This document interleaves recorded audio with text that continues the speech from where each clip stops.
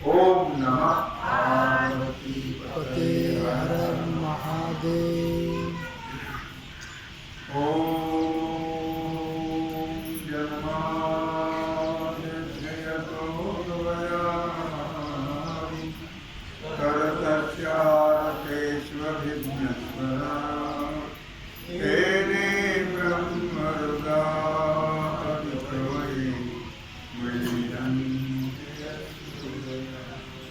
तेजो वायुरां यथा विनिमयो यत्र सर्वो दृशा नाम्ना स्वेन सदा निरस्तकुहकं सत्यं परं धीमहि सत्यं परं धीमहि सत्यं परं धीमहि गोपाल।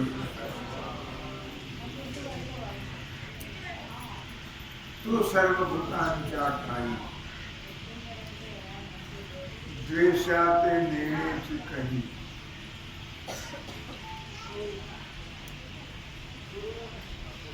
अपपर नाही चैतन्याला।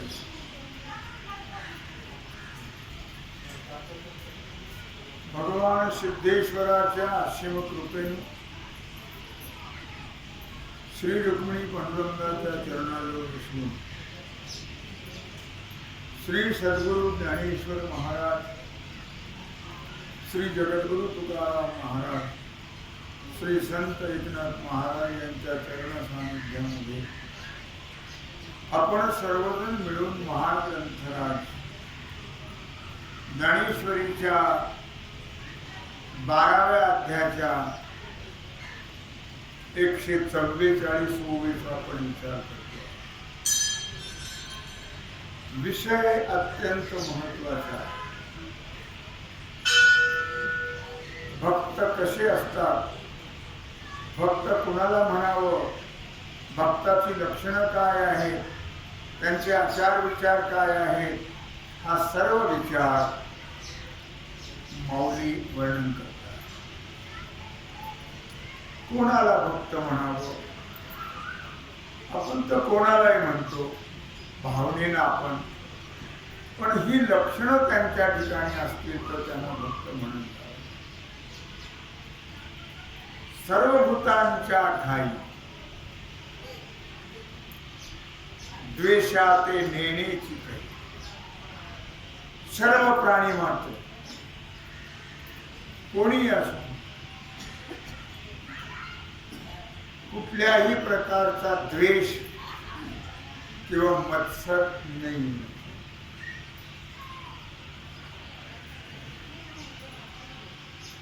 अपकर नाही चैतन्य जैसा।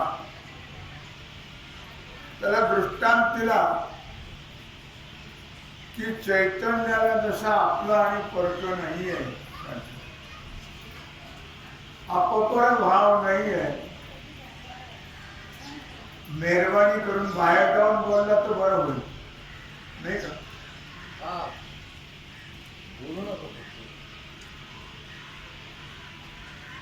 कारण आम्ही बोलतोय ना। अपपर नाही चैतन्याने, ज्याप्रमाणे चैतन्याला आपलं परक नाही आहे, तसा महात्मा जो आहे त्याच्या ठिकाणी आपलं परक महात्म्याला जात नाही।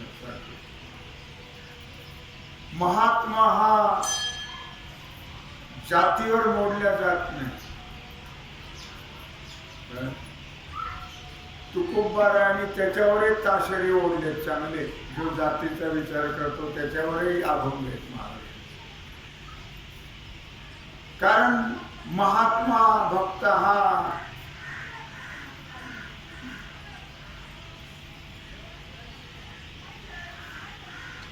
जगाचा, जगाच्या कल्याण,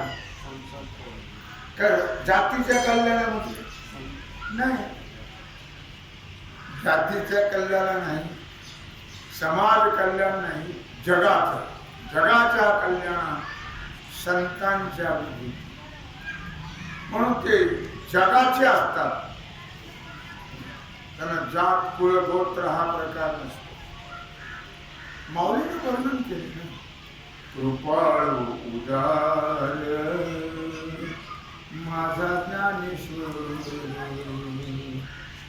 कृपाळू उदार माझा ज्ञानेश्वर, तया नमस्कार वारंवार, तया नमस्कार वारंवार, न पाहिजाती कुळाचा विचार, न पाहिजाती कुळाचा विचार, भक्त करुणाकर ज्ञानबाई, भक्त करुणाकर ज्ञानबाई, न पाहियाती कुळाचा विचार, न पाहियाती कुळाचा विचार, जाती वित्त गोत कुळशीळ मात, जाती वित्त गोत कुळशीळ मात, भज का त्वरित भजे खान भज का त्वरित भावनायुक्त, हरिमुखे म्हणा हरिमुखे म्हणा हरिमुखे म्हणा हरिमुखे म्हणा. संत हे सर्वांकरता आहेत. मी का सांगितलं आहे, आपपर नाही चैतन्यालयसा. त्यांच्या ठिकाणी आपला परका हा भाव नसतो. आपला परका भाव नाही. त्याच्यावर मी काल तुम्हाला प्रमाण दिले बरं. त्यांचं जे अद्वेष्टापण जे आहे ते फक्त मनुष्याच्या ठिकाणी नव्हे, तर सर्वांचे सर्व प्राणी.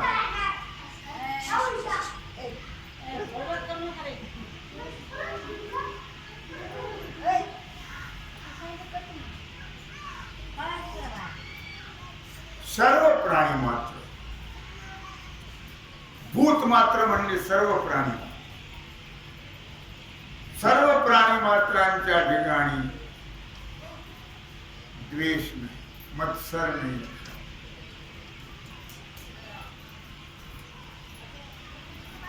नामदेवरायच्या पुत्राच्या मागे पळाले, कोरड्या पोळ्या कैसा खाशी. ज्ञानोबाने रेड्यात देव पाहिला.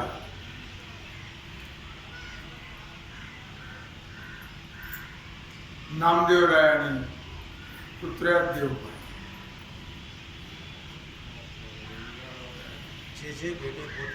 तेथे मानिले भगवंत, हा भक्ती योग दान निश्चित माझा. नाथाने गाढवात देव पाहिला म्हणजे आहे सर्व ठिकाणी, सर्व प्राणी मात्रांच्या ठिकाणी जे जे वेतेभूत ते ते मानिजे भगवंत. मानिजे नाही, भगवंतच आहे. का मानिजे आहेत. ही सगळी रूप कुणाची आहेत? ही सगळी रूप भगवंताची आहेत. लक्षात. भक्ताजवळ जी भावना आहे ती सर्व समान भावना. म्हणून समत्व शिकवावं तर संतांनी, समत्व शिकवावं तर संतांनी शिकवावं. बाकीच्याने स्टेजवर उभा राहून समत्वाच्या गप्पा मारायच्या आणि खाली उतरलं की विषमतेला खतमाती घालायची. हा धंदा आहे. संताकडे तसं नाही हो. समत्वम योग उच्चते. संताजवळ समत्व आहे. उच्च नीच भाव नाही आहे. मुंगी यानी राव आम्हा सारी खाची जीव. मुंगी असो नाही तर राजा असो, कोणी असो, आम्हाला सारखेच आहे. म्हणून आपल्याला कल्पना आहे, नाथराज जेव्हा गंगेला स्नानाला गेले, दोष आहे का? द्वेष्टा अद्वेष्टा चालले, तुम्हाला कल्पना आहे त्याची. आणि ते स्नानावून आल्यावर तो कादरभाईवरून झोंकला, पान खाऊन अंगावर. आपल्यासारखे असते तर काय परिस्थिती झाली असती, तो भाग वेगळा. का नाथरायाच्या चेहऱ्यावर सुद्धा परिणाम नाही. गेले स्नान करून पुन्हा त्यांनी तेच हे हसतच गेले, पुन्हा स्नान करून. शिवी नाही, गाय नाही, तुला दिसत गेले, डोळे गेले काय कसली भाकरी. असं 1 2 3 4 5 10 100 वेळा झाल्यावर त्यालाच लाज वाटते. आणि त्याने खाली येऊन लोटांगण घातलं, क्षमा करा पराध महाराज तुम्ही सिद्ध, महाराज तुम्ही सिद्ध, क्षमा करा पराध. नाथराय म्हणले, वेड्या क्षमा कसली, तुझे तर उपकार झाले माझ्यावर. तुझे काय झाले माझ्यावर? उपकार झाले. तू जर 100 वेळा माझ्या अंगावर थुंकला नसता तर आज मला गंगामाईच्या 100 आंघोळी घडल्या. काय भावना आहे लक्षात घे, काय अंतःकरण आहे. म्हणून सर्वभूतांच्या घाई द्वेषाते नेनेची काही. सर्व प्राणी मात्रांच्या ठिकाणी द्वेष हा प्रकार नाही लक्षात. अपपर भाव नाही आहे. विषयी विरक्त जया नाही अपपर. विषयी विरक्त जया नाही अपपर. संतुष्ट सर्वदा, संतुष्ट सर्वदा स्वये व्यापक निर्धार. विषयी विरक्त जया नाही अपपर. संतुष्ट सर्वदा, अखंड संतुष्ट, स्वये व्यापक निर्धार, व्यापक बोधावर गेलेले महात्मे. लक्षात तुकोबाराय सुद्धा वर्णन करताय. जिता मरण आले आप पर गेले, जिता मरण आले आप पर गेले. त्यामुळे काय झालं?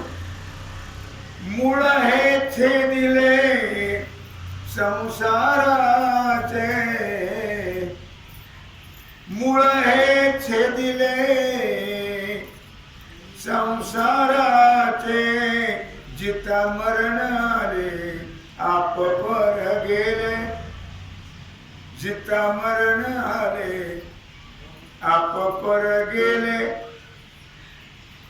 समत्व भाव निर्माण झाल्यामुळे मूळ हे छेदिले संसाराचे.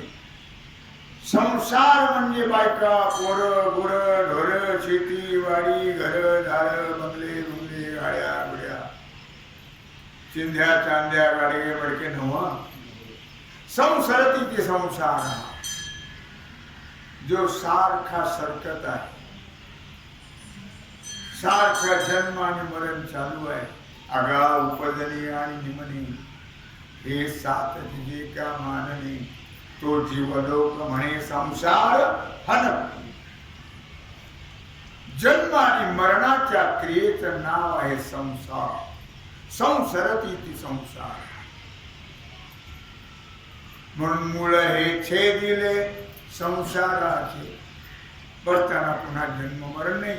ज्यांचा अपपर भाव गेला, सर्व ठिकाणी ज्यांना परमात्म्याचं दर्शन होत आहे, त्याने मूळ हे छेदिले संसाराचे. नाही मज कोणी आपुले दुसरे. नाही मज कोणी आपुले दुसरे. कोणाचा मी खरे, कोणाचा मी खरे काही नोहे. कोणाचा मी खरे काही नोहे. नाही मज कोणी आपुले दुसरे. नाही मज कोणी आपुले दुसरे. नाथराज सुद्धा वर्णन करतात. भागवत 3रा अध्याय 360. भूताशी कठीणपण देखता निघो पाहे प्राण. मग स्वये करील आपण हे सर्वथा जाण. स्वप्नी न घडे. प्राणी मात्रांचं दुःख पाहिल्यानंतर किंवा जे प्राणी मात्र तळमळत आहे, कासावीस होत आहे, अशाला आपण होऊन कोणी दुःख देईल का? जे तळमळत आहे ते माणसंच नव्हेत. मग ते पशुला दया माया नसते, ते पशुच. प्राणी मात्रांचं दुःख पाहिलं की आपणही कासावीस होत. दुसऱ्याच्या दुःखाने दुःखी होणारे त्याला संत म्हणतात आणि दुसऱ्याच्या दुःखाने सुखी होणारे त्याला जंत म्हणतात. जंत.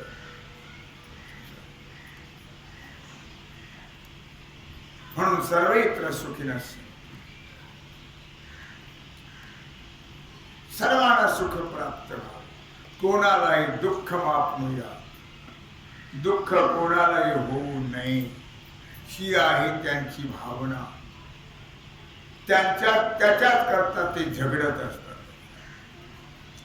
जेणे त्याच्या पुढची ओळी. जेणे आपणासी होय दुःख ते भूतासी करीना निषेख. जेणे आपणासी होय सुख ते आवश्यक करी दिना. नाथराय वर्णन करताय, लक्षात ठेवा. जेणे आपणासी होय दुःख. ज्याने स्वतःला दुःख होत तसलं वर्तन प्राणी मात्राकडे तो कधीच करत नाही. ज्याच्यामुळे स्वतःला दुःख होतं त्या जाणीवेने ते प्राणी मात्रांच्या ठिकाणी दुःखाचं वर्तन कधीच करत नाही. ज्याच्यामुळे आपल्याला सुख होतं बस ते सर्वांना देण्याचा प्रयत्न ते करत असतात. देव घ्या कोणी, देव घ्या कोणी, देव घ्या कोणी, देव घ्या. सुख वाटीत फिरले दारोदार. देव घ्या. देव म्हणजे कोण? देव म्हणजे सुख. देव घ्या कोणी, देव घ्या कोणी. आयता आला घर पुसोणे.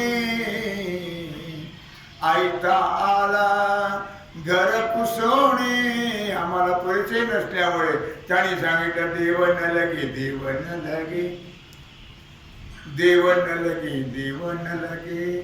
साठवणीचे रुधले जागे. देव न लगे, देव न लगे. त्याने सांगितलं आमचं अंतःकरण जिथं देव साठवायचा आहे ती कचरा कुंडी आहे. कचरा कुंडी गबाळ भरलंय त्यात सगळं. तुमचा देव साठवायला जागा नाही. देव नको आम्हाला. महाराज म्हणला हो मी पैसे नाही मागत तुम्हाला. 150 रुपये किलो 200 रुपये किलो नाही. देव घ्या फुका. देव घ्या फुका. देव घ्या फुका. देव घ्या फुका. न लगे रुका मोल काही. देव न लगे. देव न लगे. माहितच नाही ना देव म्हणजे काय हे आम्हाला कळतच. ओ सुख. देव म्हणजे सुख. शेवटी फुकटही कोणी घेईना. फुकटही घे. ज्यावेळी सत्यभामाने देवाला दान करायचं ठरवलं आणि सगळ्या ब्राह्मण गल्लीत फिरून आला. कोणी घेईना. हो मला दान करायचं. देवाला दान करायचं. कोणी दान करायचं. आमचेच उपट सोडले. आम्हाला जमानात तर तुमच्या कुठे घ्या. हो आम्हाला नको तुमचा देव. मग नारदाकडे पुन्हा रडत आला. दान तर द्यायचं. काय भावना आहे. मला तोच मिळावा जन्मजन्मी म्हणून दान करायचं. या जन्मात जे दान करतो आपण ते पुढच्या जन्मात आपल्याला प्राप्त होत असं शास्त्र आहे. मग हाच नवरा मला पुन्हा मिळावा त्याचं नाव नको घ्यायला भूतायचं. तसं नाही. मग शेवटी नारदाला विचारलं. नारदा सगळ्या ब्राह्मण गल्लीत फिरून आली. कोणी घ्यायला तयार नाही. आता कसं करायचं. मला दान द्यायचं. मी देव सांगतो तुम्हाला.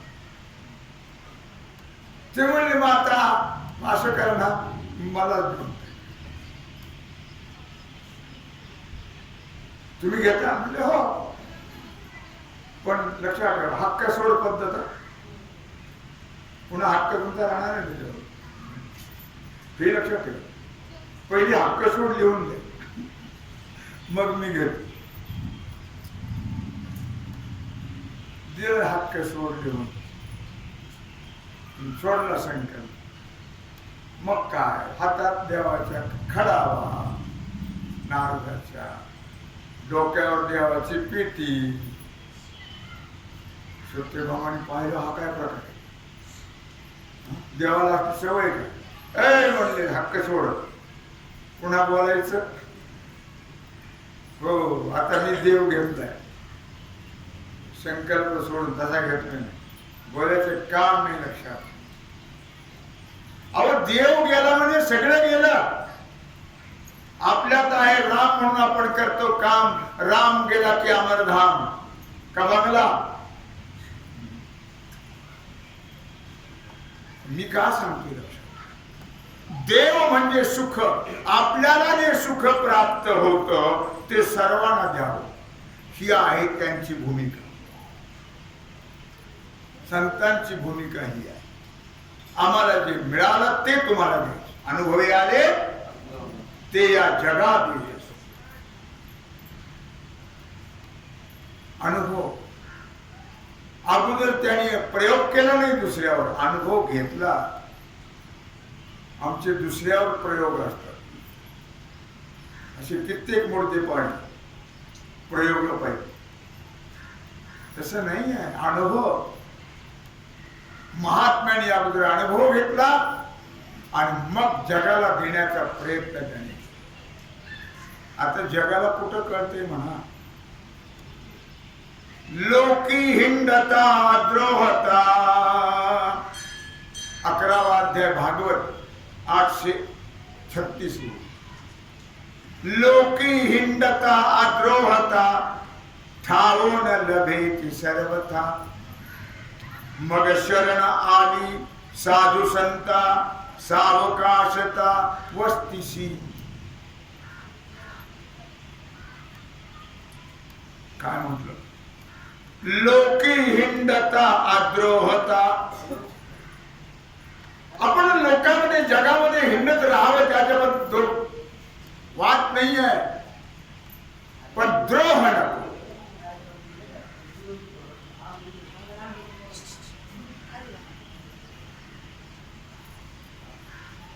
लोकी हिंडता अद्रोहता. आपण लोकांमध्ये फिरतो हिंडतो, लक्षात आपली वृत्ती कशी असावी? ठावो न लभेची सर्वथा. देख जेणे मग शरण आले साधू संता. सावकाशता करी दिना. अद्रोह हे संतांचं लक्षण आहे. अद्रोह, अद्रोहता ही लोकांमध्ये फिरत होती बिचारी. कोण? अद्रोहता. नाथराय वर्णन करतात. अद्रोहता ही एक कोणी स्त्री आहे अद्रोहता, आणि ती लोकांमध्ये भटकत होती. भटकत असताना तिने प्रयत्न केला, कुठेतरी मला आधार मिळेल, कुठेतरी मला आधार मिळेल. लोकांमध्ये लक्षात घ्या, शब्दाचा अर्थ तुम्हाला कळाला तर लक्षात घ्या. गोष्ट अद्रोहता लोकांमध्ये नाही ना.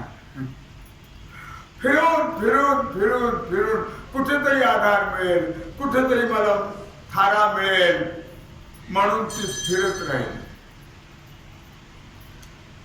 नाही. एकाने सांगितलं, काय बाई फिरतेस? तुझं नाव म्हणली, माझं नाव अद्रोहता. मला थारा कुठे मिळावा म्हणून ती फिरते. तुला कुठे थारा मिळणार नाही. हा, तुला थाराच पाहिजे असेल तर मग पत्ता सांगतो तुला. पैठण, पिंपळनेर, त्र्यंबकेश्वर, देहू, आळंदी, पंढरपूर, इथं जे संत महात्मे आहेत त्यांच्याकडे तुला नक्की आधार. समाजामध्ये अद्रोहत्व नाही ना, फार अवघड आहे. बाप मुलाचं पटन, भाव भावाचं पटन, पती पत्नीचं पटन. 4 दिवस पटलं म्हणून काय झालं, नंतर कुत्र्यासारखे एकमेकाला धावत राहत. माफ करा, परिस्थिती सांगतो जगातली. काय कुठे जागा मिळेल, थारा कुठे मिळेल? सांगितलं तुला, साधू संताशिवाय कुठेही थारा मिळणार. तिथं अद्रोहत्व आहे, तिथं अद्वेष्टेपणा आहे. तू बघू भटकू नको उन्हातानं, तर ऊन फार आहे सध्या, भयंकर गरमी वाढ. जा तिथं जा, तिथं तुला सुख शांती समाधान प्राप्त होईल. कायमचं वास्तव्य तुला तिथं प्राप्त होईल. आणि मग ती अद्रोहता संत महात्म्याला शरण आणि तिला तिथं राहायला ऐस पैस भरपूर जागा मिळाली. कळलं ना? ते दयाळू शरणागत. कोणाला शरण गेली ती? संत. ते संत कसे आहेत? संत दयाळ दयाळ, संत दयाळ दयाळ, करती भक्ताचा सांभाळ, करती भक्ताचा सांभाळ. संत हे दयाळू आहेत, लक्षात ठेवा. काय? आणि मग ते दयाळू शरणागत, तीही प्रतिपाहिनी अद्रोहता. ते बिचारी शरणागत, ज्यांना शरण गेली ते शरणागत शरण्य संत महात्मे तिने सांगितलं, मी फिरून फिरून फिरून थकले, जगामध्ये कुठेही मला थारा मिळणारच नाही. राम संताजवळ अद्रोहत्व आहे. द्रोह हा प्रकार, द्वेष हा प्रकार, भूती भगवंत देखता देहाची वार्ता निमाली. सर्व प्राणी मात्रांच्या ठिकाणी ते देव पाहते, सर्व भूती पाहते, सर्व प्राणी मात्रांच्या ठिकाणी परमात्म्याला पाहतात. म्हणून तिथं द्रोहाची वार्ता नाही. व्याघ्र सर्पादी देहाशी कदा द्वेष नुपजे त्याशी. तुका म्हणे सर्प विंचू नारायण, तुका म्हणे सर्प विंचू नारायण. वंदावे दुरोन शिव नये. का जोड्याने मारायचं? हो, वंदावे दुरोन ही अद्रोहता आहे. तुका म्हणे सर्प विंचू नारायण, वंदावे दुरोन शिव नये. त्याला जर स्पर्श केला तर ते काहीच करत नाही. अर्थात अशा प्रकारे दयाळू शरणागता तीही प्रतिपालिनी अद्रोहता, भूती भगवंत देखता द्रोहाची वार्ता निमाली. द्रोह समाप्त झाला. संतांच्या जवळ द्रोह हा प्रकार नाहीये आणि बाकीच्या बाकीच्यांच्या जवळ खच्चून भरलेला आहे, खच्चून भरलेला. म्हणून व्याघ्र सर्पादी देहास कदा द्वेष नुपजे त्याशी. हे तुम्हाला माहितच आहे गोष्ट. भागीरथीचं पाणी कसं असतं? भागीरथीचं पाणी पौष मार्गशीर्षात तर आपल्यासारखे तिथे रक्त गोठल्या जात, रक्त गोठलं. आणि अशा प्रकारे एक साधूने बुडी मारली, त्या थंड पाण्यामध्ये ती विंचू वाहते. तो असा मरणांत त्याला दुःख होत होतं, तर टाकळला होता. साधूला त्याची दया आणि त्याला हातात उचललं. पण त्याचा स्वभाव आहे, जगाचा स्वभाव आहे. लक्षात, तुम्ही किती प्रयत्न केले तरी जगातले दोष जाणं शक्य नाही. आपण मात्र जगाला त्या दृष्टीतून पाहिजे नाही. जगनो हे अवघा जनार्दन, जगनो हे अवघा जनार्दन, या दृष्टीने पहा. जगाच्या दृष्टीने आपण जगाकडे पाहू नाही. त्यांनी मारला ठाणका, स्वभाव त्याचा पुन्हा टाकला, पुन्हा उचलून घेऊ. साधूंचा स्वभाव आहे अद्रोहत. एकाने सांगितलं, महाराज काय करता तुम्ही? अहो त्याचा स्वभाव आहे, तो मारणार आहे ठाणका. ते म्हणले, तो जर त्याचा स्वभाव सोडत नाही जड जीव, तर मी कसं सोडू? ही आहे साधूची वृत्ती. लक्षात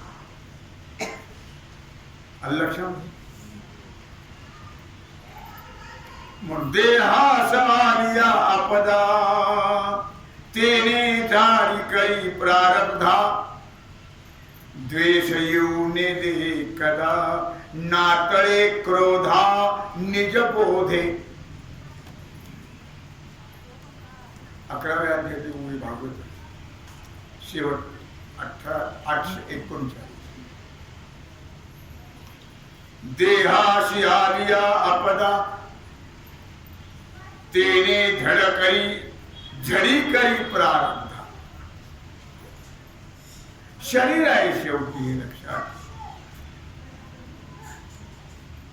देहावर काही आपत्ती आली, आपदा म्हणजे आपत्ती. तरी तिच्या पुढे, त्या आपत्तीच्या पुढे किंवा आपत्तीच्या मुळे प्रारब्ध कर्माचा नाश होतो असं समजतात. प्रारब्ध न चुके भोगिल्या वाचून. त्याला माहिती आहे ही आपत्ती म्हणजे आपला प्रारब्ध भोग भोगून संपवायचा आहे, हे त्याला माहिती आहे. म्हणून त्या आपत्तीला नाव ठेवत नाही, दोष देत नाहीये. ते म्हणतात आपलं प्रारब्ध संपत चाललेलं आहे भोगाच. लक्षात आलं? प्रारब्ध कर्माचा नाश होतो आहे. जसं जसं भोग भोगतो तसं तसं प्रारब्ध संपत जात असं मानून साधू संत महात्मे आपत्तीविषयी मनात कधीही द्वेष निर्माण होऊ देत नाही. आत्मज्ञानामुळे क्रोधालाही ते कधी थारा देत नाही. कामक्रोध बंदी खाणी तुका म्हणे दिले दोन्ही, इंद्रियाचे धनी आम्ही झालो गोसावी. अवघड गोष्ट कसा दिया. माऊली ज्ञानराज सुद्धा म्हणतात, मी उत्तम पहिलहीनो भूत द्वेषा द्वेष ठेले रे. मी उत्तम पहिलहीनो भूत द्वेष ठेले रे. द्वेषा द्वेष ठेले रे. केले निकर्म उपका निपजे. अभंग आहे. केले निकर्म उपका निपजे सुख ते दुरी ठेले रे. ठेले रे. मी उत्तम पहिलहीनो भूत द्वेषा द्वेष ठेले. जर आपल्या ठिकाणी प्राणी मात्राबद्दल द्वेषा द्वेष असतील तर सुख दुरी ठेले रे. सुख नाही प्राप्त होणार. जसं जसा द्वेष वाढेल तसं तसं सुख पळून जात. जवळ थांबत नाही. अद्वेष्टा जो आहे, अद्रोहत्व ज्याच्या ठिकाणी आहे त्याला सुख शांती शोधत येत. शोधत. उत्तमा ते धरिजे. पुढची उत्तमा ते धरिजे आधम तरी आव्हेरिजे. हे काहीच नेनिजे वसुधा देवी. पृथ्वी मातेचं वर्णन कर. तिला अतीत झाल्यावर त्याला विलांत असते. वत्सरूपी पृथ्वी ब्रह्मया पाशी जाय. अति झाल्यावर काय करतात? वत्सरूपी पृथ्वी ब्रह्मया पाशी जाय. नेत्री वाहे तोय सांगत से. नेत्री वाहे तोय सांगत से. बुडविला धर्म अधर्म झाला फार. बुडविला धर्म अधर्म झाला फार. सोसवेना भार बजाता. मग तिला सांगितलं नको काळजी. येत आहेत भगवान. आलेच वाट चालत आहे. परित्राणाय साधूना विनाशाय दुष्कृताम धर्म संस्थापनार्थाय संभवामि. अति झाल्यावर काय करणार? पण इथं उदाहरण दिलंय. उत्तमा ते धरिजी आधम तरी आभेरिजे. हे काहीच नेनिजे वसुधा जीवी. उत्तम अधमाचा विचार कधीच पृथ्वी माता करत नाही. लक्षात ठेवा. उत्तमा ते धरिजे. तो उत्तम आहे त्याचा स्वीकार करावा आणि जो नीच आहे म्हणून त्याचा त्याग करावा. हे जसं पृथ्वी जाणत नाही. पृथ्वी त्या ठिकाणी सर्व काय काय त्रास देतात तिला. म्हणून उठल्याबरोबर प्रार्थना करा. उठल्यावर समुद्र वसने देवी काय पर्वतस्थल मंडले विष्णुपती नमस्तुभ्यम पादस्पर्शम क्षमस्व मी.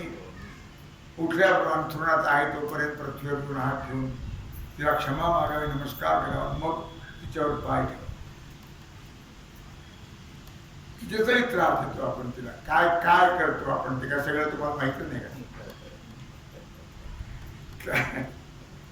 हे काहीच देणे जे वसुधा देवी, लक्षात ठेवा. पृथ्वीच्या ठिकाणी अपपर भाव म्हणून तिला माता म्हटले. माता, मातेला कशी मुलं असेल तरी ते सहन करते सगळं. कशी व्रात्य असो, चांगली असो, कशी असो, ती त्याचं सर्वांचं संगोपन करणारच. मातेजवळ तुझा भाव, तसे या पृथ्वी मातेजवळ तुझा भाव केवळ द्वेषरहित आहे. द्वेषरहित, लक्षात. द्वेष असता तर काय घडलं असतं मला सांगता येणार. प्राणी मात्राबद्दल द्वेष असता तर काय घडलं असतं, फार वाईट घडलं असतं लक्षात. पण तिच्या ठिकाणी द्वेष हा प्रकार नाही. कारण पाषाणादिकांच्या ठिकाणी द्वेष राहित्य आहे. तिथं द्वेष आहे, दगडाच्या ठिकाणी पण नाही. किंवा उदासीनता ही दिसून येत. तादात्म्य नाही कशाचं, दगडाला कशाचं तादात्म्य. म्हणून मैत्र हे दुसरं लक्षण सांगितलं. काय? अद्वेष्टा सर्वभूताना मैत्र करुण एवच. अद्वेष्टा पहिलं लक्षण आहे आणि मैत्र हे दुसरं लक्षण आहे. कारण केवळ अद्वेष तत्व जे आहे एवढ्याने जगाचं कल्याण होत नाही. अद्वेष तत्वाने नुसतं कल्याण होत नाहीये. त्याच्याकरता मित्रभावही पाहिजे. भूता परस्परे पडो मैत्र. मित्रभाव, प्रेम खरा तो एकच धर्म, जगाला प्रेम. मित्रभाव, मित्रत्वाचा संबंध असला पाहिजे. दैवाच्या अधीन असलेले पंचमहाभूत, या पंचमहाभूताने किती त्रास दिला लक्षात आलं. तरी पण ही ईश सत्ता आहे हे लक्षात ठेवा. पंचमहाभूताच्या ठिकाणी ईश्वर सत्ता आहे हे ओळखून बुद्धिमंत जे असतात, ज्ञानी जे असतात, ते आपल्या ठरलेल्या मार्गापासून रेषभरही ढळत नाही. रेषभरही ढळत. त्याला कल्पना हे व्रत पृथ्वी मातेपासून शिकलं. रेषभर सुद्धा एवढा जरी त्रास आहे. सध्या मनुष्य मनुष्याच्या मागे नाही. सध्या मनुष्य मनुष्यावर प्रेम करत नाही. सध्या मनुष्य पैशावर प्रेम करत. पैसा, त्याच्याकरता माणसं अर्ध्या आयुष्यात मेले तरी चालतील, पण केमिकल शिवाय काही वापरायचंच नाही. त्यामुळे आयुष्य कमी होत जाईल, कमी होत जाईल. मगच मी दुकानात गेलो, प्रसादाची साखर, तो सिंध किराणा म्हटला अजून 5-4 वर्षांनी तुमच्यासारखी माणसं दिसणारच नाही. 40, 45, 50 मध्येच जातात लोक. का? केमिकलचा वापर. मग माणसाला माणसं पाहतात का पैशाला पाहतात? लक्षात, पैशाला. माणसं माणसाचा विचार करायला तयार हो नाही. हो, काय त्याचा परिणाम होतोय याचा विचार नाही. म्हणून ही पंचमहाभूत फार उपकारी आहे. त्यांनी कधीही आपली जागा सोडलेली नाहीये. पृथ्वी, आप, तेज, वायू, आकाश यांनी कधीच आपली मर्यादा ते सोडत. त्यांनी जर मर्यादा सोडली तर एक क्षण लागणार नाही जग बुडायला. एक क्षण, एका क्षणात सर्व जगाचा नाश झाल्याशिवाय राहणार पण ही ईश सत्ता आहे आणि त्या सत्तेने हे सर्व पंचमहाभूत चालत आहे. लक्षात दोषापण कुशलो हंती रजापम सजापम तमो निवारयति अद्रुत सन्मार्ग गतिर्यो जगति स एव मिणपदवाच्य. अर्थात दोषापनयन करण्यामध्ये कुशल, आळस घालवणारे, अज्ञान अंधकाराचा नाश करणारे आणि सन्मार्ग दर्शन घडवणारे ते संत आहेत.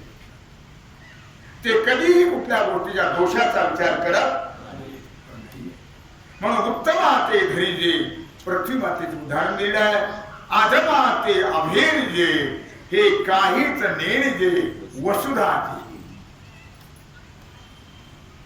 अद्वेष्टा मैत्र भाव या तत्वाने आपण जर चाललो तर निश्चित आपलं कल्याण होईल. आपल्याला परमपदाची प्राप्ती असे राहणार नाही.